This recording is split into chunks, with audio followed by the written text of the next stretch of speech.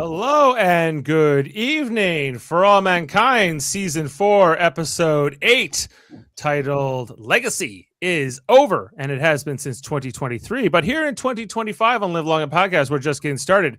Whether you're joining us live on YouTube, Twitch, or Facebook, or catching the audio version wherever you get your podcasts, our mission to watch every episode of For All Mankind continues.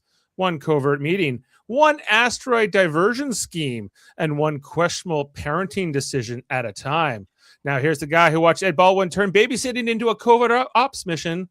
I'm your host, Dave Mader.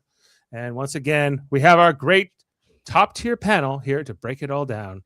Coming in first, he's a union man who's been tracking Dev's every move, from splitting the strikers to now convincing NASA to let him hijack an asteroid. If there's a spreadsheet behind the madness, he's already running the numbers. Well, maybe that'd be me. It's Jeff Mader. Hey. Aleda's doesn't have such a hate on for Margo, so that was an improvement. Yes, but once you find out about the torture, it's okay. Right. Margo never torture told you? makes everything better. Well, at least makes Aleda more sympathetic. Coming in here next, he saw the misplaced discriminator fiasco coming a mile away. And when Ed sent a child into the vent to fix it, he's already diagnosing the leadership failures. If the system breaks, he's the first to tell you why. It's Jody Simpson. Oh, that was my intro. Oh, hello. Yes, Jody. Welcome, Jody. Thank you. I hope you had a good holiday. Me too. Yes. Happy after Christmas. Hope everyone had a good Boxing Day and Christmas. And as we quickly approaching the new year.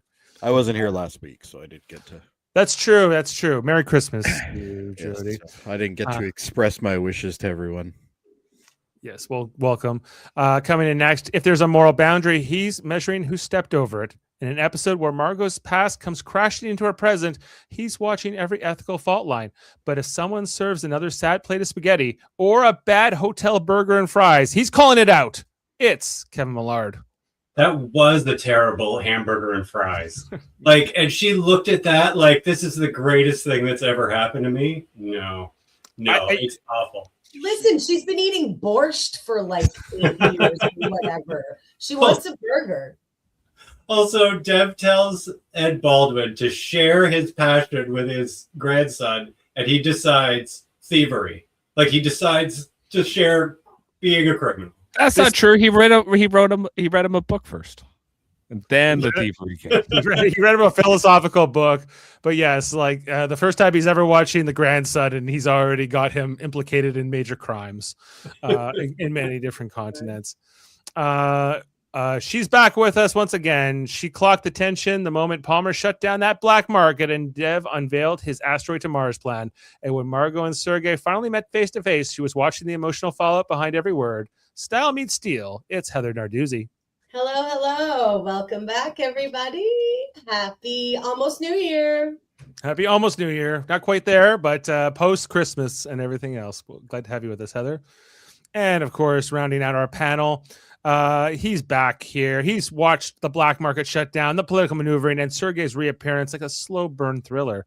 If the power dynamics shift, and they do, he's already charting the new alliances. It's Adam Woodward. Hey, guys. Can we talk about child abuse here and Ed? He has no ventures as a parent or grandparent at all. I don't see anything wrong with his method, personally. Yeah, just kidding. Come on, lighten up, Adam. He's trying to share his passion with his grandson, like Dev told him to. So, just wait till your mother gets home. That's what I say here. Yeah, well, I think you're quite right about that. So yes, we are talking about For All Mankind, the 8th episode of season 4, titled Legacy. This is the 38th episode overall that aired 2 years ago, exactly tonight, December 29th, 2023, written by Star Trek alumni Bradley Thompson and David Weddle, and directed by Maya Virilio. So this episode is all about Margo, and Sergei's back. What's Sergei gonna do? He's living in Iowa. Then he decides to go find her when he finds out that she's back in the US. Palmer shut down that black market in that bar. Well, most of the bar, not the entire black market, I suppose. Damn that Palmer. Yeah. The heist was kind of underway. Everything with the asteroid, Ed and Dev and their new alliance, and they got Alex involved, Ed's grandson, because Kelly was going off just 6,000 kilometers away to look at the ice crater. And so would you trust her? Like, she should trust her dad to watch her son. Hopefully, she doesn't get pregnant over there. You I would never go through all this again. That would be unprecedented. So Then Ed could do 2 crimes at once. Oh my god! If that's the way this show goes, I'm back in.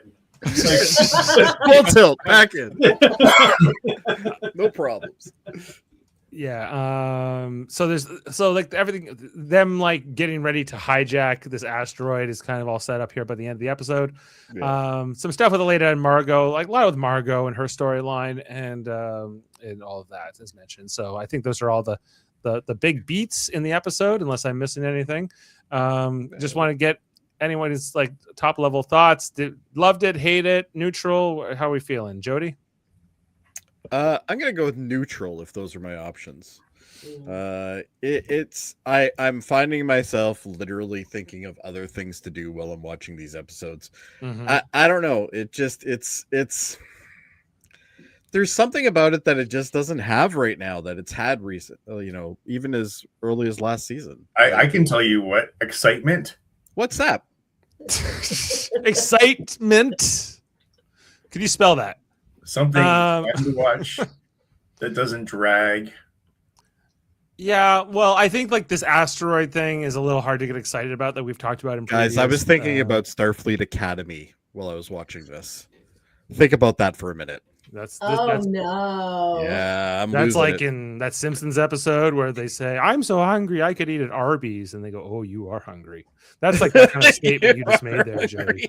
So, or the World Trade Center episode. If Jody's With getting the ready for Starfleet crab Academy. juice and Mountain Dew. Yeah.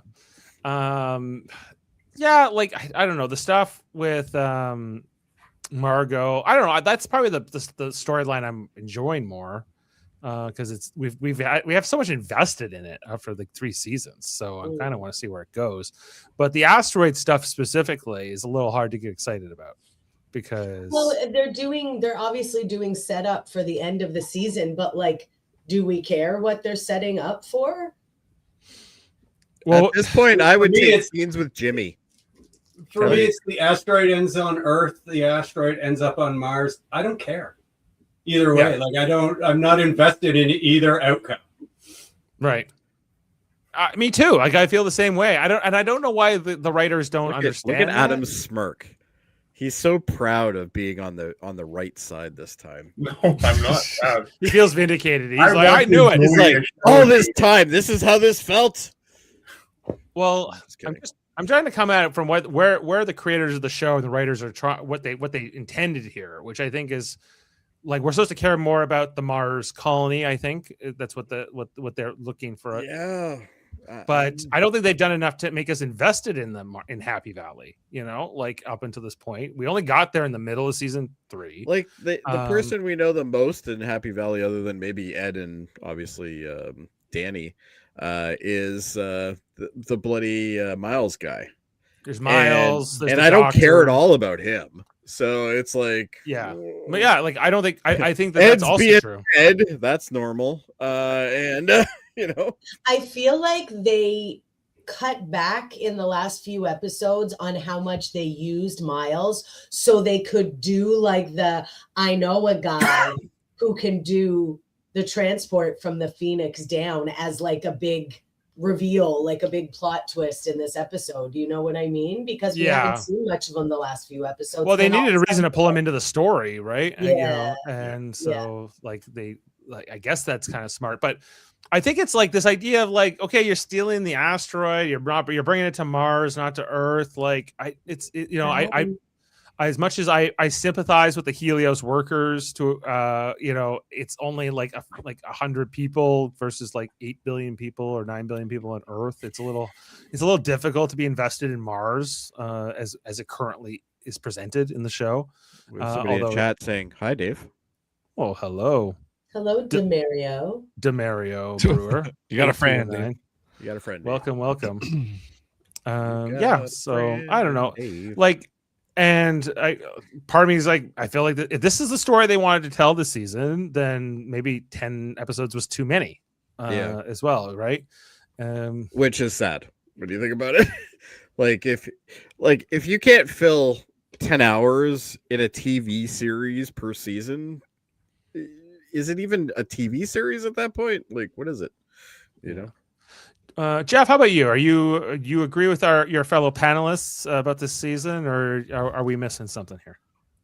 Like I think it's pretty good. I mean, it's getting better. I mean, it's a lot of heisty stuff kind of going on. I like a good heist. Me too. You know, so I enjoy that. It's a little Ocean's 11-y feel. I'm getting that vibe the last few episodes. So Not nearly as competent. But at the end of Ocean's 11, they all get a bunch of money, you know, and I guess that's also going to happen here. But it seems like they actually just get a big rock in orbit. Hey, that's money. Eventually, in like 20 to 40 years, when it's all processed. If you didn't take any risks, you'd still be working in your garage. That's right. That's Wanna be a Dev's millionaire? mantra. You know, if Wanna I had be a been listening to that guy, you know, then we would have taken off, and then we wouldn't have hated each other years later, as a result. Talking with Dev and his partner, Dave. I'm the real life sunflower. Well, good. What about your sunflower seeds, though? I'm so glad the stoner viewers are coming in. Like, that's fun too. It is fun. It is fun. Adam, is there anything you want to add to what you've already said, or you know? I don't think so. Probably. This had potential. This show, and to be so good. And I think after the first season, we were teasing that we came out of the gates like just. Big high, and then season 2, okay, 3, meh, but man, like 4 has been like a bit of it actually redeemed itself for a couple episodes for sure. It was coming back, but like what is this, number 8? 8. Mm-hmm. So they better have set something up really bloody good for 9 and 10. Yeah, like these next 2 episodes need to blow me away. Now, there needs to be like the asteroid Sorry. crashing on Mars or people dying, and again, there has to be something good here. And I am so tired of Dev. That guy, like, what is his purpose? He's just is a shit disturber, is what it is. He's a His purpose provocateur. is plot. He's kind of based on Elon Musk, somewhat, I think. He's a headache. Well, I realized as I was watching this episode, and I felt like it was just like set up for the back end. I remembered in my original watch through, I plowed through the entire series, and then I don't think I even watched the season 4 finale. So that doesn't bode well. Well, Jeff's watched it most recently of all of us, right? Is the finale of the season good? I can't remember. Don't tell us. Okay, I don't remember. no one Not a good remembers. So Well, that's a good That's That sign. doesn't bode well either if you don't Yeah. remember. that doesn't It like blew Jeff away so much he doesn't have any idea what it was. I don't know, and like I know that we are getting a season 5 after this. No, you know that's already happening. So my hope is that they're gonna try to pivot and course correct a bit in season 5, go back to more what we loved in, I think, season 1 the most, and season 3 to a lesser extent. But Sorry, I think it feels like we're just on a soap opera that's just moves slow, and they've got like It's 40 that years damn of millennium. something to come, and I don't know. I think the Margo storyline, like if you don't care enough about the Margo character, I think that's another reason this season might drag for you, because I think that Actually, it was actually getting interesting. And I guess they need closure with Sergei. You know what? This episode, I think they could have done a lot of this in half an hour and then done something more. I don't know. Yeah. Heather, anything you want to add before we jump into screenshots? No, let's get at it. All right. Well, let's break down the plot of the episode. We start off at 5 a.m. in some place. Somebody putting their slippers on in the morning, and the reveal is Sergei, who we already knew was in the United States, but we're seeing what's up with him 8 years. Just after for we the last saw record, him. though, when they showed me those toes, I instantly thought it was Margo. And You I thought don't those know why. Well, because we've had all of those Margo montages with their feet hitting the floor. Oh, that's And true. also Yeah, we did. because you're a nasty foot boy, Jody. A nasty foot boy. He is a New one. Pisces. I've been called a Pisces- lot of things, but I've never been called Us that. Pisces are into feet, Jody. You know Oh, that? are we? Well, Yeah. maybe you're discussing that, but I'm not.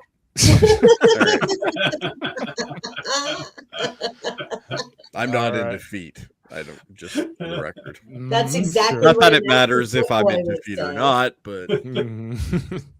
Anyway, we find let's out move that on, Dave. Sergei is not alone. He has got a wife, an American wife, now in a whole new life.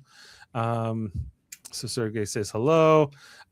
He's brushing his teeth. He's living this American lifestyle. We see him go out to get his newspaper from the front lawn.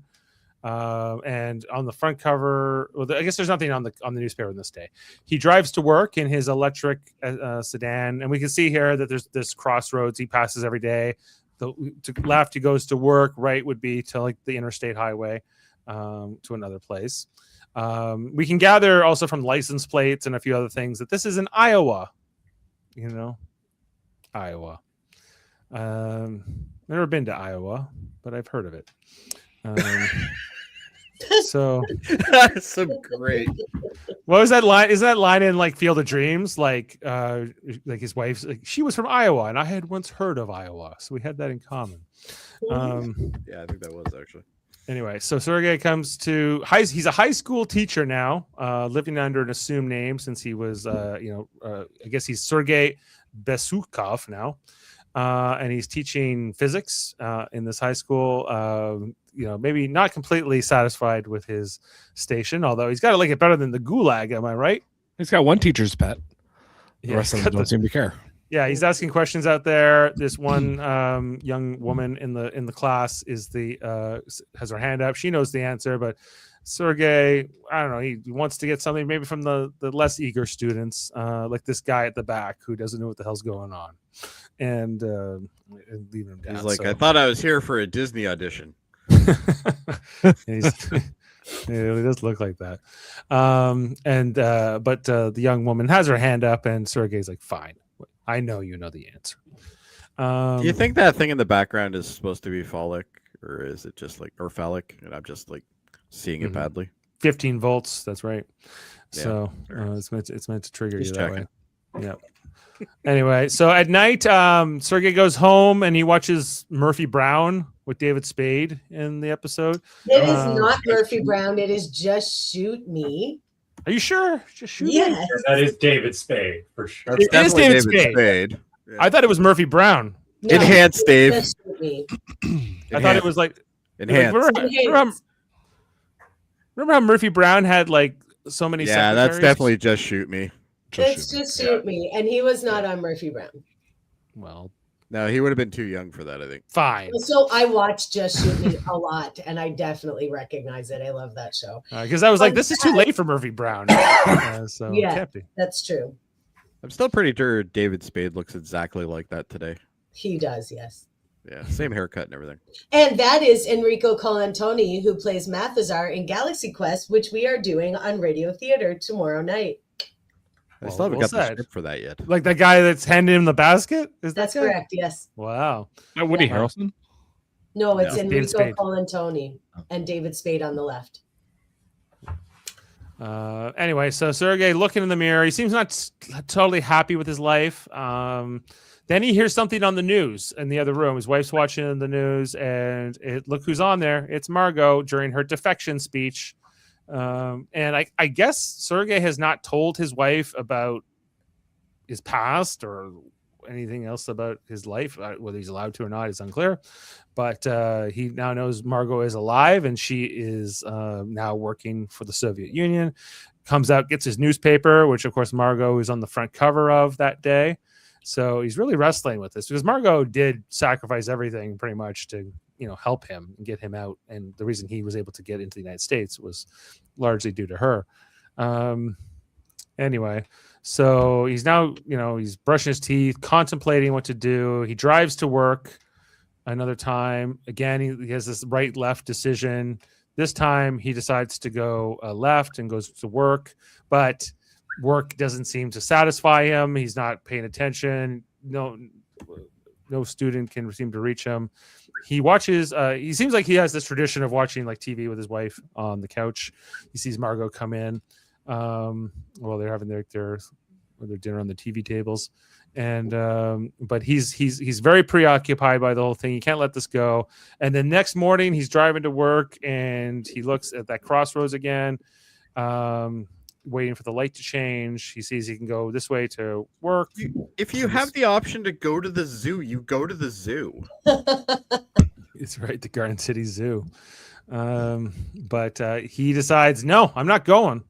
Some guy honks behind him, and he just goes. He goes right, and he gets on the highway. Doesn't tell his wife where he's going, or anything, as far as I can tell. And he's on his way, but he's smiling now. He's finally happy now that he's broken out of his Truman Show. I don't know, witness protection, kind of thing. And that's our cold teaser for the episode. I don't know how much you guys enjoyed it. I didn't. I like seeing Sergei, and I always liked his and Margo's relationship. So this was good for me. So he's in witness protection, right? Basically, It seems like that, yes. So why does he have the same first name? They only protect your last name. Yeah, I think maybe just so you respond.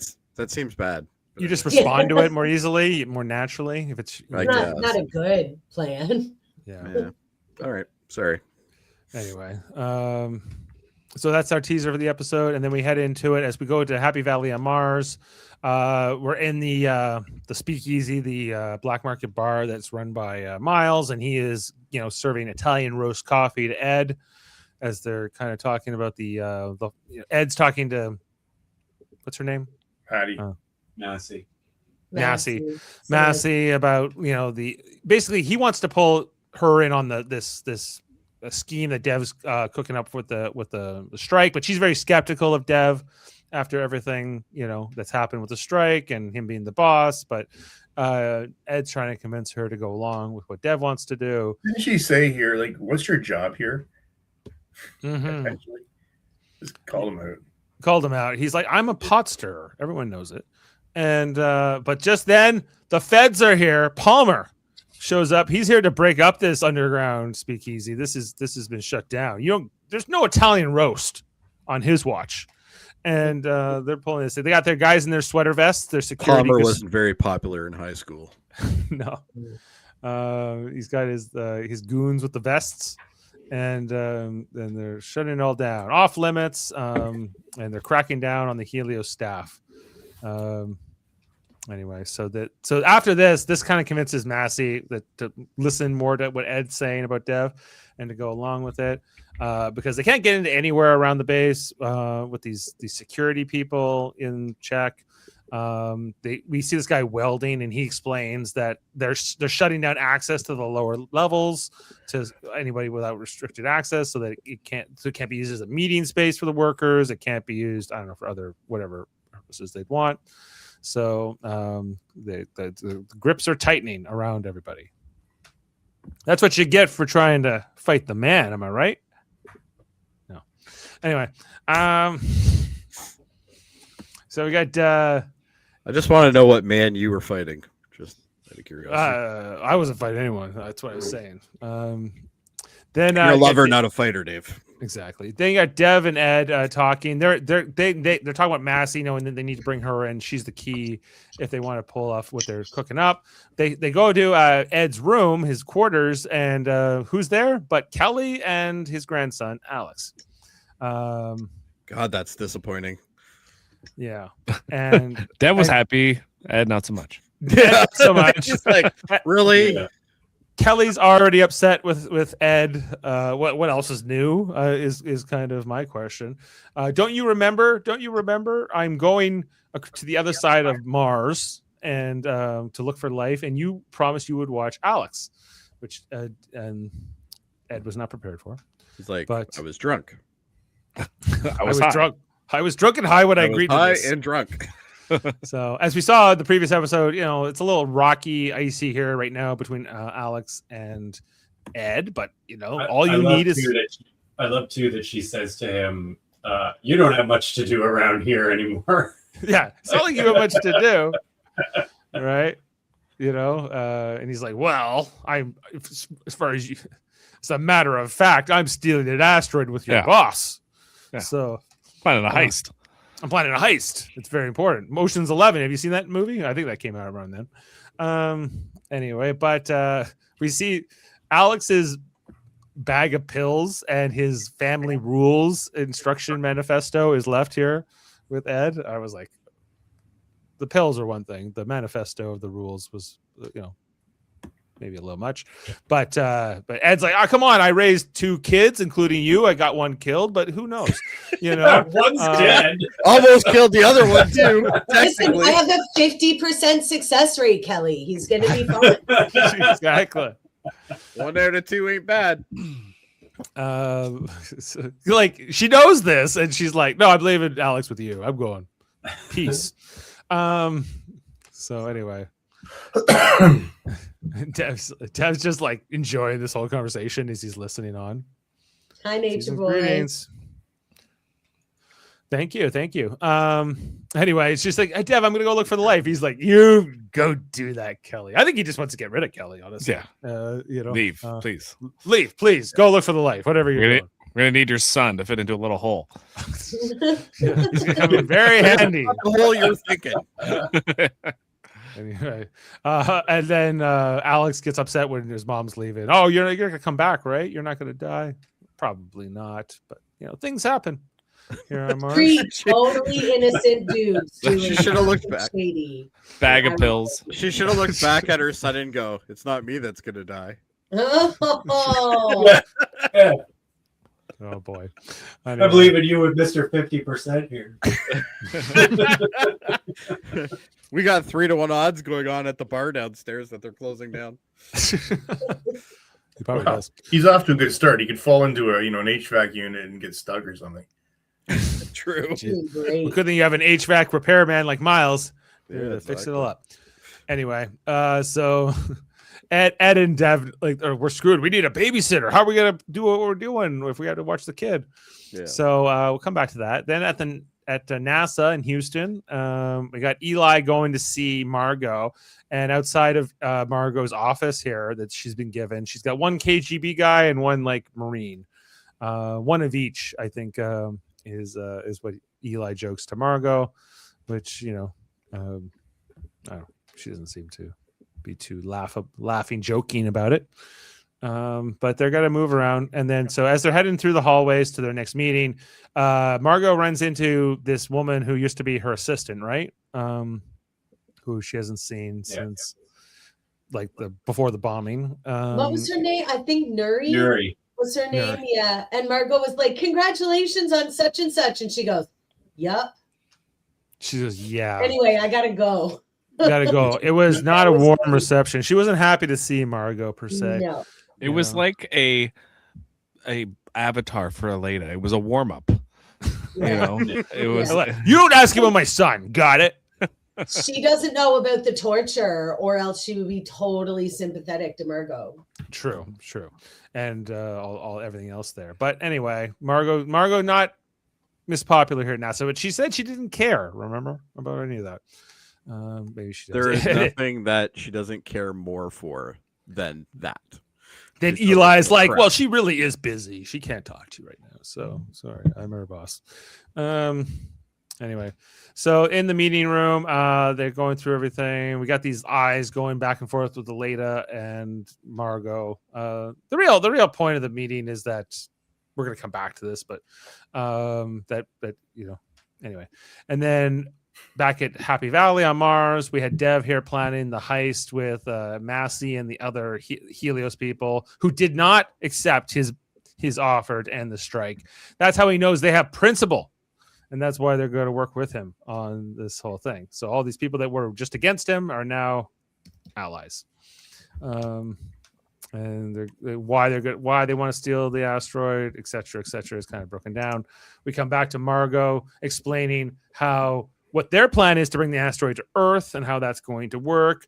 Meanwhile, it's cutting back to Dev and also Danielle explaining to her staff what the plan is here.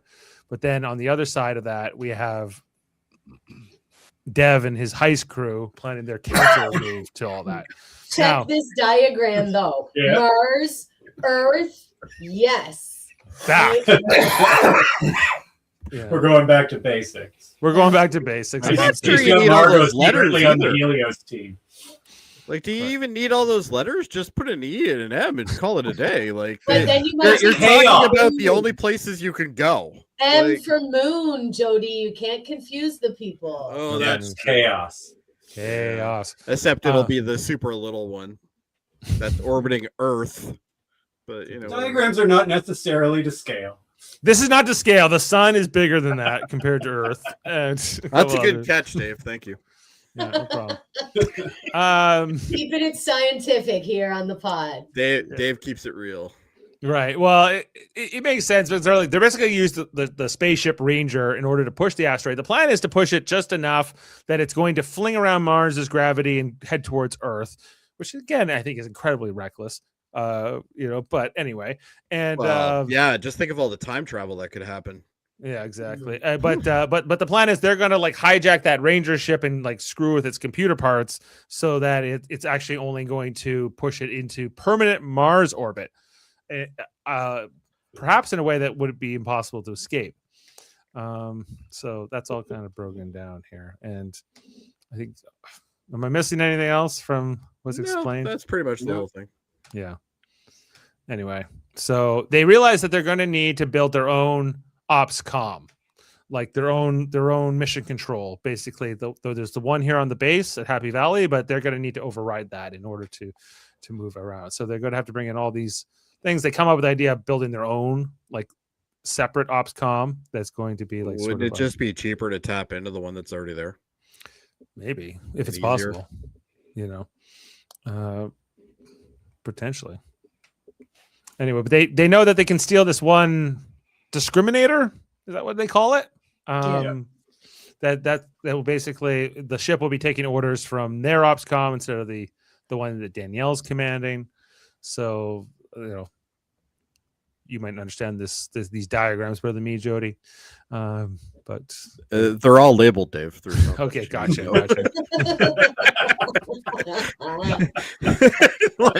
I know you're not a hacker, Dave, but I'm fairly certain you can read. Sometimes, like if it's in a box like that, it's not the same. But yes, you have the grasp, Dave. It's literally they're just trying to make it so it's a middleman attack essentially. Right, middleman attack. And so the plan is to get Massey to go in and like switch out this discriminator on board Ranger, right? And she's like, they're not going to put me on Ranger. And Dev goes, oh yeah, let me see about that. I am still the boss. So they're talking about the crew assignments, and we see Massey's picture up on the board. And Palmer's like, she sucks. She led the strike. She's not going on any mission. And but Dev, he's there for this meeting. I'm not so sure I can be doing anything against a labor organizer. You want to get opening me to a lawsuit? Can't have it. which is a valid point. I suppose, yeah. But it's not like Dev cares. Like No. This is, but Palmer does work for Dev in theory, and Danielle, I don't think she cared that much either way. But she was like, well, we can extend like an olive branch. She asked the astronaut who's going to be commanding the Ranger for this, and he's like, well, I guess like she knows how to do stuff, and it could be an olive branch according to Danielle. So Dev is successful in keeping her on the crew, which is important for his whole heist thing here. Look at that smug guy. And he's doing a Mr. Burns face. excellent. Clip that. All right. Palmer has to accept it. So she's back on. So then we come back to them planning the heist out. They're working on what's the next detail here they have to work out. How to get all the equipment from the Phoenix down, which is when Massey. This is why we need Miles, right? This all leads to why we need. I know a guy who can help us smuggle in the equipment we need, the parts we need in order to pull this off. So that, but before we come back, for the whole we come back to NASA. This is the aftermath of Aleda and Margo's meeting with everybody, and this is where Margo's like, "Hey, how's your son doing? Is he still playing piano?" And then she's like, "Hey, I'll work with you professionally, but you would never get to talk to me about my kid ever. You know, set a big boundary here. You can go to hell, Margo, you traitor." So that doesn't go so nice for Margo. What else? Come back to Mars. The hydroponic bay, which is run by this lovely English woman. She's been watching Alex while Dev and Poppy here have been planning their heist. And he was just here a second ago, but he's gone. Have you ever lost a kid? Yeah, like Ed needs to tell everybody how like terrible this is. Like the guy practically kills children. Like I don't know. And if he wouldn't kill them physically, he'd kill them emotionally for sure. But he has that panic that, you know, where is he? He's about to go on the whole intercom. "This is Ed Baldwin. You need to find my grandson right now." But just then Alex appears, and apparently he wasn't that far away. So Ed yells at him for about a minute, but then he says, I was looking for you.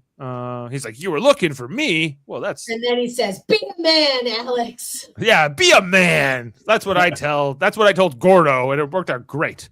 Yeah, he's got a monument. He's also dead.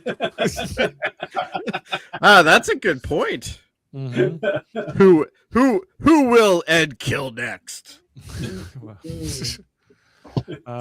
Anyway, so there's maybe that, I don't know. He's another tense moment with Alex and Ed. We then get another alarm clock. This is the scene here with Margo. She's living it up in the US of A now. She's back here in America. She's drinking Diet Coke. She's got her room service coming in. And what did she order? A somewhat boring looking burger and fries. I've seen worse. I've seen better. I would say, you know, it's sad. It's sad. She scrapes off all the vegetables and the mayonnaise and everything here, and then she like cakes on, but she leaves the tomato underneath. She likes tomato and ketchup. Puck? It's a hockey puck. Yes. Does not look good. No. This just. You know, the episode's really good when we're talking about this. This is like maybe the most important thing of the episode. It's true. They're gonna steal an asteroid, and we're like, that burger looks gross. That one looks terrible. Why is it glistening? Why is the hockey puck there? Does she even eat those pickles? Come on. She spreads the ketchup with a knife and puts it like. That's acting. The fact that she looked excited to eat that is acting. Yeah. Oh, yeah. Give her an Emmy right now. So she bites into the burger and is it good? And she also looks at this painting in her hotel room for some reason. A ship on the water. I think there's symbolism there. Could be some symbolism. Mm-hmm. You know, but she's happy for the moment, even though she's all by herself. Did she get a TV in there? Maybe. The ship symbolizes burger. Exactly. Anyway, then we come back to Happy Valley. This is the meeting with Miles that the heist crew is having. They're bringing him on it. He's a little reluctant. He's like, it's one thing to bring in certain things are easy to bring in, but now everything's locked down. There's more security involved. It's going to be a lot harder. He's not really sure he wants to take the risk. He's ready to. He's going to be going back to Earth eventually. And he just wants to collect his money and go back with this nest egg, if you will. But Dev makes that pitch to him. He's like, "Why be a millionaire when you can be a billionaire, Miles?" And that pitch seems to win over Miles, because if Miles is motivated by one thing, it's money.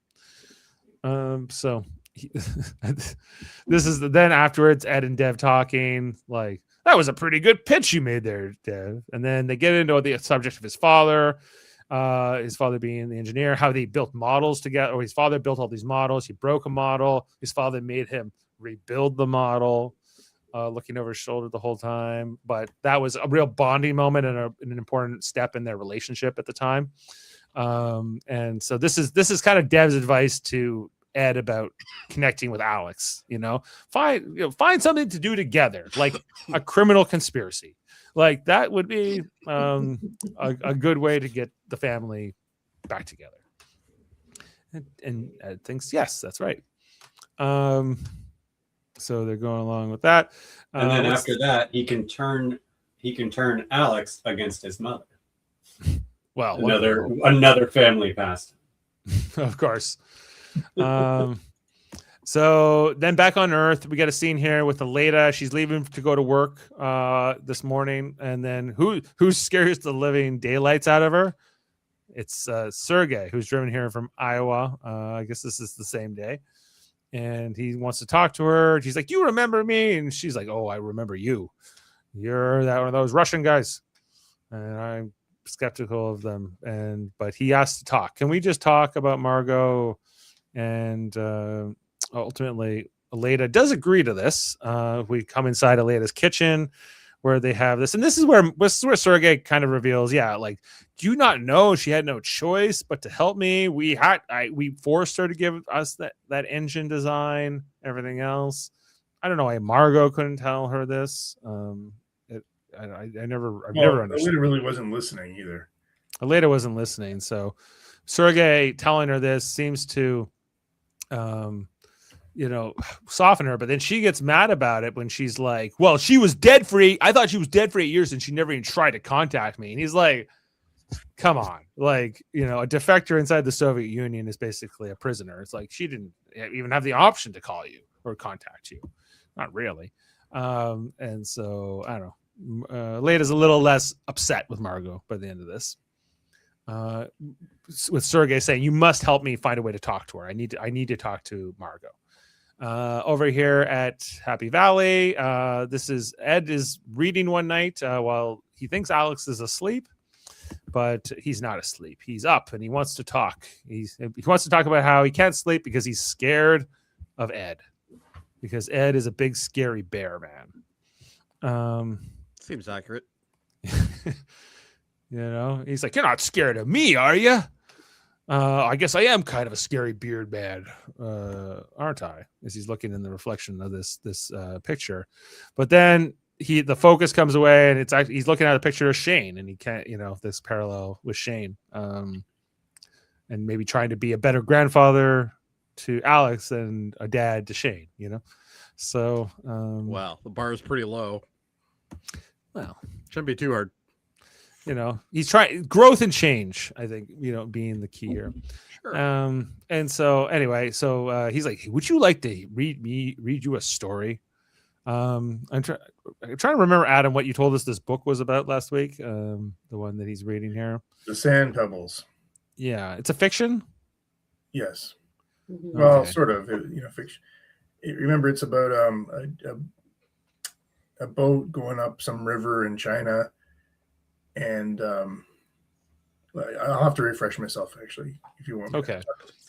I think this is pretty much the only fun fact we got, because this episode sucks. Flip that. Yeah. Anyway, back at Happy. So we transition from Happy Valley while Ed is reading the story, and it kind of goes up into space, and then it comes back down. We go to the other side of Mars, to Korolev crater, 6,300 kilometers away. Very far from Happy Valley. But cool looking crater here, filled with ice and snow. As we zoom in closer and closer. This was a really cool shot. Yeah, I thought so too. We got Kelly here with her team and a bunch of equipment. They're getting ready to do experiments or something. Look for life, as she's been promising us for a while now. And cool look. I love this cool look on the horizon. This looked nice, right, Adam? This was great. Yeah. It was only 30 seconds, but Yeah, exactly. Well, it's small doses here. They could have done something here, maybe. We can't do it all at once. Come on. So we'll come back to this. Yeah. I'm curious. What would you like them to do there? Back to the soap Show opera. us what they're doing. What are they doing? What are the experiments? I don't know. What is she doing? Like, she's trying to find life. Like, let's find. She's looking around and smiling. Yeah, She's probably she's looking in awe. great with the birth control in it. This is the whole thing, about this show. It's Mars. They could have done something interesting. Instead, we got these union battles and Yeah, we could have union battles on Earth. I can only imagine this is what Babylon 5 is never about. have happened. Babylon 5 does have a great union episode about workers' rights. Stop, Dave. We're talking about a different boring show. It's only one episode. These people watch this show. Nobody watched Babylon 5. Anyway, let's get back to the soap opera. Let's talk about Margo eating her sandwich in Mission Control, the gallery here, with her KGB Does she and just Marine have guys. free reign to walk around the whole building with no control? I guess she's No, she has like these escorts. She's got an escort. She's got a KGB guy and a military police officer who just follow her everywhere she goes. I mean, honestly, in truth, when you go to NASA, you can go in that room as part of the tour. Right, but not her. She tries to get the MP to like at least sit down, but he doesn't do it. Then Margo shows up. She's coming. Leda rather. Leda comes to see Margo under the premise that she's showing her some documents, some numbers, but it's actually a way to forget a message from Sergei to Margo. There's a little post-it note here with some kind of an equation that I guess is going to translate to a term or a word that's going to say 10 p.m. or something like that. Along with coordinates, right? So something that would not be super easy to decode unless you know the math, I guess. And so anyway, there's a couple things here. Margo seems to know something's up, something's being communicated. Back at Happy Valley, this is when they're smuggling in their parts from the new shipment that's come down. We see Miles getting past the different security checkpoints with the requisitions. Everything else, I don't know. He's sneaking in all those computer parts in like tubs of cereal. They see like everything with theirs has like a green yellow tag on it. So there's the part here where Miles needs to get like some of the bags past the security guy, and he opens it up and he looks inside of it, but all he finds is powdered milk. So no biggie. Miles is cool as a cucumber. Everyone know what a cool guy who's able to do this. But then what a liar! What a liar. Anyway, then underneath the powdered milk was a bunch of computer parts. Who would have ever thought? So they're working on the new mission, their new ops comm here in like the basement. But this guy figures out there's something missing. There's a part missing. And it's that discriminator thing, maybe the most important part of the whole deal, which got pulled aside and got put into a different shipment and got put into like the lockup room that's under lock and key and very difficult to get past. So the heist has been derailed temporarily. How are they going to get at it? It's in a small little room that's only 12 inches wide through the HVAC, as Miles is explaining, that you can get in there if you had a small enough. Even Massey's not that small, but luckily Ed knows someone that small who can get there. And he looks at Dev and they're like, you think what I'm thinking? They're like, this is a great idea. This is a great idea. His mom is going to love this. Keep in mind, Ed smokes a lot of weed. So yeah, but like seriously, didn't you ever like your grandparents let you do something reckless at their house and they were like, don't tell your parents? Oh, yeah. Well, there was times like my I used to hold furniture in the back of my grandfather's truck while we drove down the highway. Like, yeah. But what's the difference between that and a little criminal ductwork? It's fine. It's like 25 years. Like my parents would lock themselves out of the house and they would get one of us to like sneak through the window to get into the house, right? Or sneak into the neighbor's window and take whatever cash you found lying around. Exactly. Whatever. That's why your parents moved several times. No, I'm just kidding. had to get out of the neighborhood. Anyway, Also, so this is pretty roomy in here. I think Ed would even fit in there. it looked pretty like it did. Like I feel the like entrance isn't even 12 by 12. Okay, Like, okay. Let's just come back to Ed for a second. Ed doesn't do anything where he gets dirty. No. He's got people for this, including his grandson. Massey probably could have fit through this. Like she's I think Literally any one of the adults could have fit through Yes. this. well, not only that, but they got a camera rig in there. It's got to be A pretty fun. shitty secure room too. If any adult can just crawl in. well, not any adult. What the hell do you need air ducts that big? I think is the bigger issue. Dev Well, also gave him you got to connect with this kid. You got to find something you can connect Yeah. with. Look, Dev could fit through that hole. Go back to that shot. Yeah, he could easily get through that. It does look a lot bigger than they're describing it, you know. Yeah. So, anyway, that looks more like 20 inches at least. Anyway, but There's a we joke there, but I'm not taking it. we hear Alex in the room, like he's like, "Oh, the box is on top of all this stuff," and he's like, "Well, don't get yourself hurt, just come back." And then he's like, "I can get it." Then all the boxes fall off, and we think Alex might be hurt. But no, we just see a bunch of boxes have fallen over here in that same room. And I gotta say, I would have liked Alex to get hurt. That Well- entrance is not the entrance they showed us. There is no way. Mm-mm. Yeah, I don't know. No, Anyway. Dev was a whole ass man crouched in that, and you could see his entire body, and then it's this big with a box. No way.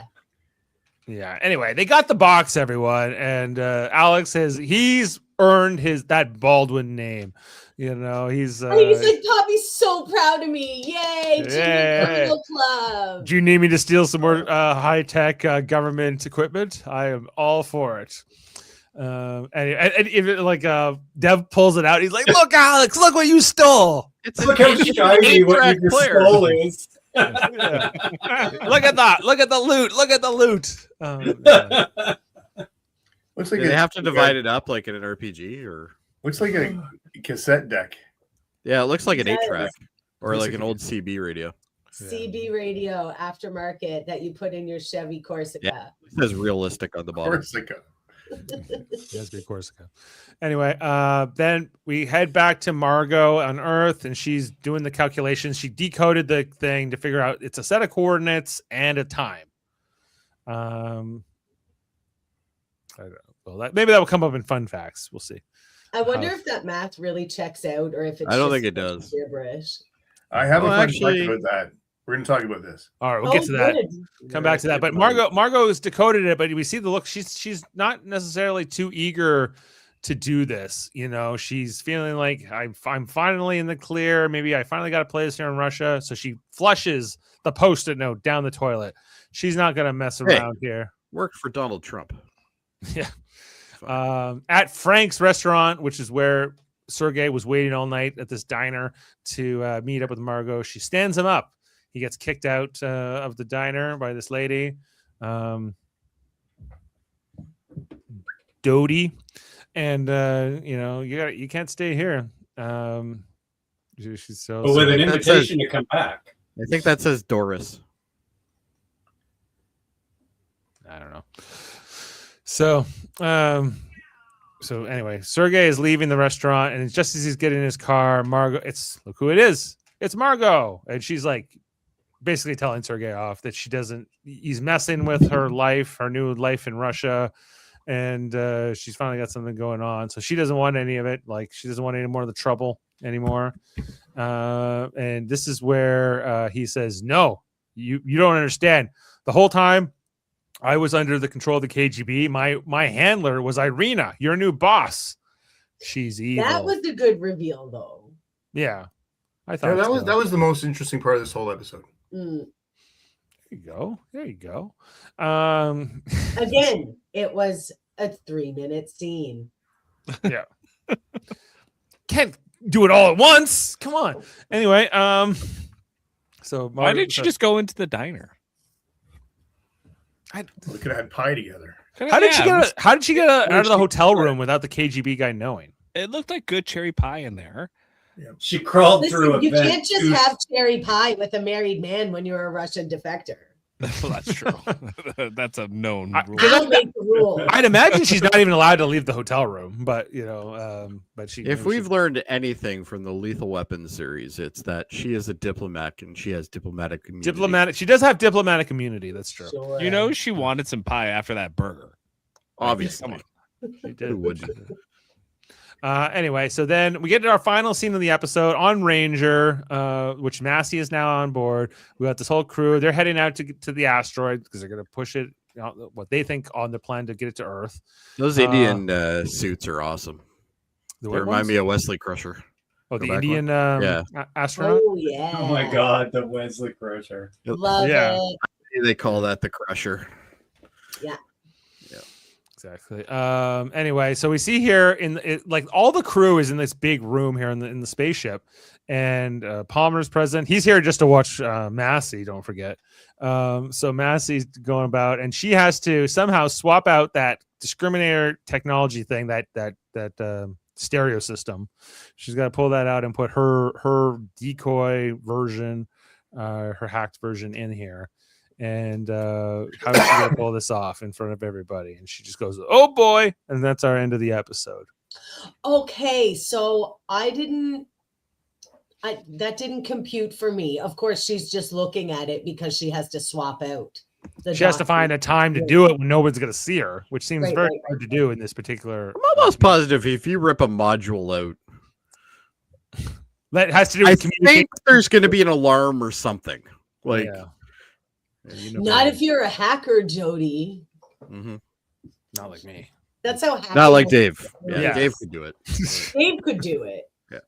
I don't know if I could diagram it, but As long as, well, Elite hacking it has to have full descriptions of it. if you write in there hack machine or something. Hit this button to hack it. Well, Adam, would you please give us some fun facts about this episode and entertain us and stimulate us, please? Sexy fun facts. Enthusiastic Okay. So the book that Ed reads to Alex is The Sand Pebbles, which I guess is Ed's favorite book. What's The Sand Pebbles about? Let's go through this again. So the background is this. Richard McKenna, who wrote the book in 1963, served aboard a Yangtze River gunboat in 1936. But that set the novel about a decade earlier during the nationalist northern expedition of China. The phrase "sand pebble" is a pun against the boat's name. Thus, the sailors who serve on the boat are the sand pebbles. So, the novel describes a life of boredom and sudden battle action. That's like this season of For All Mankind. Right. Oh. Well, half of that is true. Yeah. The chief conflict between traditional Western ideas, which saw China as in racist and imperialist terms, and an emerging nationalism. The protagonist, motor machinist, first class Jay Coleman, teaches the Chinese workers that he refuses to call them coolies. And he teaches them how to master the ship's machinery by understanding it, not just monkey see, monkey do, but actually understanding it. The ship is sent to save the China Light Mission Brigade from anti-foreign mobs setting off a debate. No man who favors unequal treaties has the right to call himself a Christian. So you can see the parallels between this and the show for sure. I didn't find that very sexy, though. No, there isn't. But let's talk about coordinates. That's sexy. Okay, so the coordinates that Margo used to calculate the I'm not going to read them to you, but basically the locations is in a field near the One Life Church on Old Galveston Road in Houston. So not the restaurant that was featured. Okay. Well, maybe in this timeline, that's where it is. Yeah. But then they contradict themselves and say actually there was a mistake on the numbers and said there's no way that she could have gotten the directions from what was provided on that Post-it note. There's no way to get the coordinates from that, you're saying? Yeah. Okay. Yeah. So what could she derive from that? at all. Well, she figured it out. Like, let's just go with that. Like, she figured out how to get to the restaurant. He's like, I don't even want to talk about this. For like sexy reasons or No, Yeah. no sexy reasons. no? Well, you know what? Pie. They could have had pie together. They could have. He could have had a burger with her. But you know what? Like Pie. Margo just holds back. You know, when every time Sergei is around, that she could have her cake and eat it too. I guess Her pie. her Her pie. pie, Or- her burger, Cherry pie. her borscht. Wait a second. What are we talking about here? I don't know. You know, you nasty foot boy.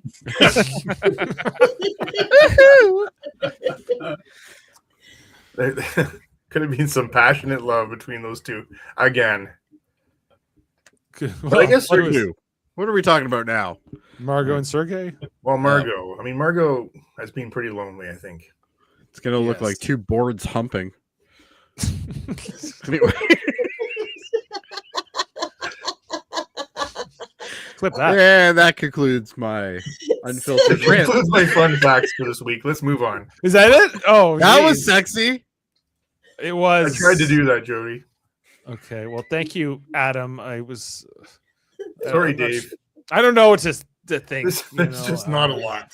So- It's Heather's fault, and I'll tell let's you why let's later. let's get into our ratings for this episode. Jody, we have to catch up with you from the previous episode first, as a first order of business. I'm gonna go 5 on that one. Okay. And what about this one? Uh, 5.5. Oh man. Okay, 5.5 from Jody. Adam, how about you? Like, only because I'm holding on to next week, like thinking that they've set a lot up. I'm going with a 4. Okay. And if next week's not good, you know that's coming down again. So all right. I'll go this episode's like definitely like it's kind of setting things up for the finale, so it's kind of on its own as an episode is a little not the strongest. It's okay, Dave. It sucks. 6.5. 6.5. Why is there so much lead up to this score? I had to really make sure I was being fair. Okay. Kevin? 4. It's the worst one so far. It's awful. Okay. And Heather? 5. 5. Jeff, come on. You want to give this like a 9, right? I'm gonna go. You know what? I'll be the high scorer of the night. 6.6. 6.6. You've won the bid, and you are in the showcase. Okay, so we are averaging 5.3. So this is, as far as we're concerned, has been the worst one so far this season. This has a 7.7 on IMDb. How did that happen? It's not that it was bad. The It's just that internet. it was boring for me. Like, not a lot really happened. There were 2 times this entire episode that we all agreed, yeah, that was cool. And it was the 30-second shot of Mars and the conversation between Margo and Sergei. And when I say all of us, I mean me and Dave liked it. And that's I thought they should have enjoyed some pie together in the diner, and I would have liked that a lot more. Maybe some but they had board their bumping. their parking lot discussion. I didn't like that. Yeah. And like the whole thing too is like Margo already knows Irina is bad news, Obviously. doesn't she? Yeah. Like, wouldn't she even not knowing must that? know. Not knowing that particular back detail of her backstory, like Irina well, is. I mean, she knows Irina's bad news, yes, but that it was specifically Irina. Yes, Who who was ruined the- their lives, as he says. Yes. So But what is she gonna do? Like live in that squalor that she was living in and talking to the baker every day is her big entertainment? Or at least For all The we show know, wants that's us what to- turned her on. Like, we don't know. Maybe show her wants and us to Baker believe. having pie, Russian pie. they don't get Can we pie. stop talking about pie now? Yeah. Well, let's take this down. So Getting we have hungry. a 5. Anyway, so it's not even the lowest rated episode of the season technically, but by the IMDb people. Anyway, but that's only 1,200 votes. It's our Um, lowest, though.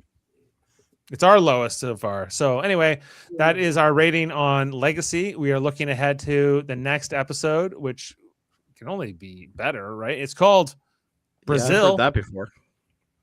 I don't remember why it's called Brazil, but it's called Brazil, and that's what we'll be talking about. Is this her next stop? She's going to defect to Brazil next. She's going to Brazil. I thought everybody was getting waxed.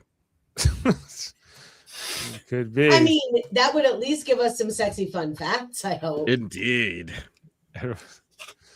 Adam would be happier. What's that rhyme? You go to Brazil, the south of France, to deal with that thing in your underpants. Is that how it goes? No. What? Anyway, I digress. Normally, I'm the one that says the craziest shit on this show. It's just something I heard once. Not tonight, bud. Not tonight. And here I thought I was doing good. We also do a review show of Star Trek: The Next Generation on Live Long and Podcast. I'm thinking we'll take this week off, guys, if that's all right with everybody. But we'll be back next week. We're going to be talking about season 3, episode 16, The Offspring. Yes. So Jody's not invited to the panel. Good. Jody, did you say ugh? Oh, it's a terrible episode. Girl. It is so garbage. Girl, why? No, it's so good. We'll argue Listen, about don't this you be next- putting your damn hands up at me. Yes. I right. sure will. You better look out. Also, we're looking ahead to Star Trek Starfleet Academy. We've already reviewed the trailers and the posters and different things like that. So check that out. There's just so many things for me to hate. Yeah. There really is. How do you know? You haven't started. You're basing this on a trailer. I'm basing this on the fact that it takes place after Discovery. It's going to be garbage. Okay, wait. Jody, look, I'm going to be back to my optimistic self here. You cannot throw out the baby with the bathwater. Well, we're going to see what happens. bathwater. You Go know on. who would throw out a baby with the bathwater? Ed Baldwin. He would. Indeed. He'd keep the bath water. Yeah. Throw the baby out. Save that water. We need that. And then he would throw the water out into the street. Just for kicks. Also, tomorrow night, as mentioned, we are talking Star Trek Radio Theater. We are doing Galaxy Quest. That's exciting. But earlier in the day tomorrow, I'm going to be doing an interview with a fellow YouTuber, a Star Trek enthusiast. His name is Rick. He's from a channel called Certifiably In-Game. He does a lot of interesting videos about Star Trek lore and canon and like different elements and history and with the canonical and semi-canonical. So I'll be on with him at noon tomorrow, chatting with him all about that. He's got some great videos. I really Very cool. recommend you check him out. He's from England, and he always goes, "Hey all, Rick here to talk about the Romulan Star Empire." That's my. Oh my impression of it. God. I hope he has a Dave Mader accent. I hope so too. I'm going to ask him to do it. so I'm looking forward to that discussion. I would and recommend you don't. and also on our Super Mater Brothers channel, we just wrapped up a whole season of Survivor, finishing off with the 13th episode of Fever Dream. As we look ahead to Survivor 50, that's starting at the end of February, which is going to be all kinds of returning players. Jeff's super excited. Yes. So, As you can tell. Jeff's like, what were we talking about? Survivor. Yeah. All right. Well, with that all said, I think we'll sign off for tonight as we'll get ready for our 2 shows tomorrow. And everyone have a wonderful and safe New Year out there where you're celebrating. And thanks for being with us throughout the show tonight. And I think that's it. And the year. And the year. Really appreciate it. Everyone, like all the people in the comments, the whole panel. And we are almost done this season of For All Mankind. So we'll see you for episode 9, Brazil, next time. Have a good night, everyone. Beam up some Star Trek content with Live Long and Podcast. A roundtable movie discussion with Hey, did you see this one? And take a peek into the darkness with Heard Noise, Must Investigate with Michael Chan. Watch us duke it out on trivial debates. And let's chat about TV with the Super Mater Brothers. It's all here on the United Federation of Podcasts.